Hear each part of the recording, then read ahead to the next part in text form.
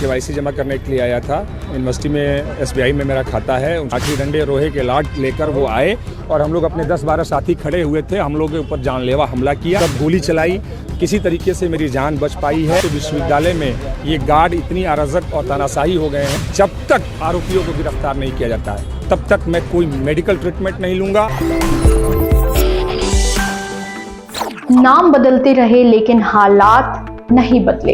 इलाहाबाद का नाम प्रयागराज कर दिया गया लेकिन हालात वही के वही। नमस्कार, मैं अंजलि चौधरी, आप देख रहे हैं दी कंटाप।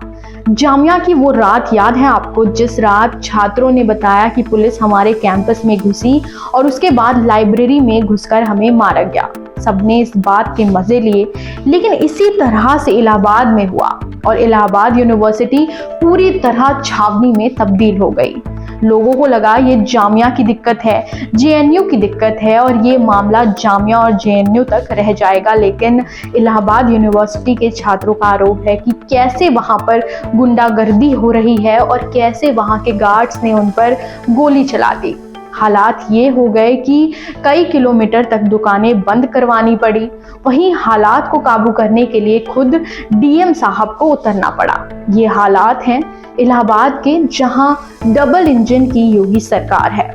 एक बार सुनिए आप किस तरह से पूर्व छात्र नेता, जिनका नाम विवेकानंद है, उन्होंने पूरे मामले के बारे में विस्तार से बताया। मैं एसबीआई में अपना केवाईसी जमा करने के लिए आया था। यूनिवर्सिटी में एसबीआई में मेरा खाता है, उसके द्वारा नोटिस दी गई थी।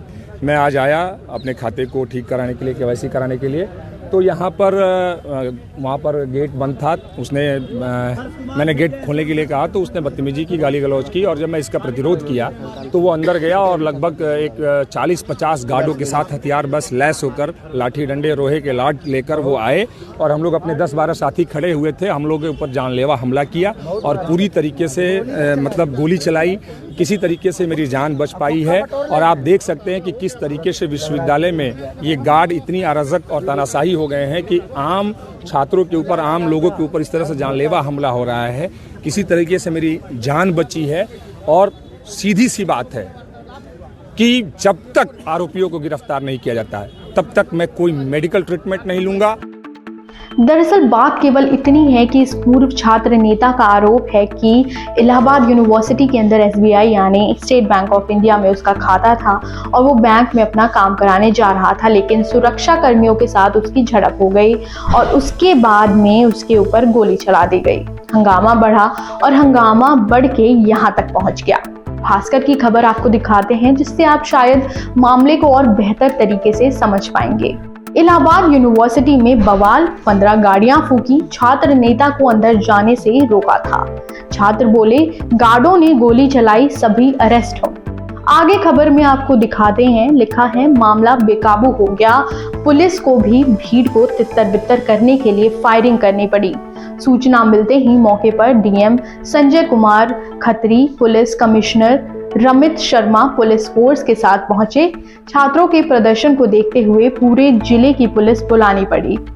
ये है योगी सरकार के राज वाली इलाहाबाद के हालात। जामिया और जेएनयू तो शायद यूं ही बदनाम है। इलाहाबाद यूनिवर्सिटी है, इसमें प्रथम सूचना प्राप्त हुई थी कि छात्रों में और जो यहाँ सुरक्षाकर्मी गार्ड्स हैं उनके बीच में कुछ झड़प हुई है। इस झड़प के बाद में यहाँ पे स्थिति को पूर्णतः नियंत्रित कर लिया गया है। छात्र अब यहाँ पे आ गए हैं, छात्र संघ भवन के पास से यहाँ पे सब आके शांतिपूर्ण बैठ गए हैं और स्थिति अब पूर्णतः नियंत्रण में है। आगे देखिए, लिखा है पूरा कैंपस छावनी में तब्दील हो गया है।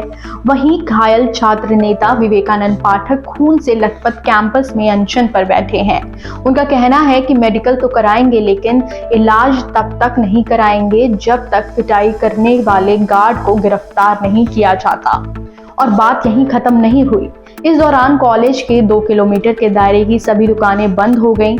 पुलिस ने बैरिकेडिंग करके सभी वाहनों की आवाजाही पर रोक लगा दी। छात्रों का कहना है कि सुरक्षा कर्मियों को तुरंत बर्खास्त किया जाए, उनकी गिरफ्तारी हो और वो माफी मांगे। ये हालात हैं इलाहाबाद यूनिवर्सिटी के। जिस तरह से ये इलाहाबाद यूनिवर्सिटी के अंदर जो कुछ हुआ है वो अपने आप में बहुत सारे सवाल खड़े कर रहा है, क्योंकि उत्तर प्रदेश की योगी सरकार अपनी कानून व्यवस्था को लेकर हमेशा यही कहती है कि उत्तर प्रदेश की कानून व्यवस्था योगी के आने के बाद बिल्कुल बदल गई है और बेहतर हो गई है। लेकिन एक यूनिवर्सिटी के अंदर जहां 15 गाड़ियां फूंक दी जाती हैं, छात्र पर गोली चलाई जाती है, वहाँ की कानून व्यवस्था कैसी ही होगी, ये अब हम सबको इस घटना के बाद पता चल ही गया है। आपकी क्या राय है उत्तर प्रदेश में कानून व्यवस्था को लेकर? क्या योगी की डबल इंजन सरकार का इंजन खराब हो गया है? हमें कमेंट कर जरूर बताएं और चैनल को लाइक, सब्सक्राइब और शेयर करना ना भूलें। नमस्कार।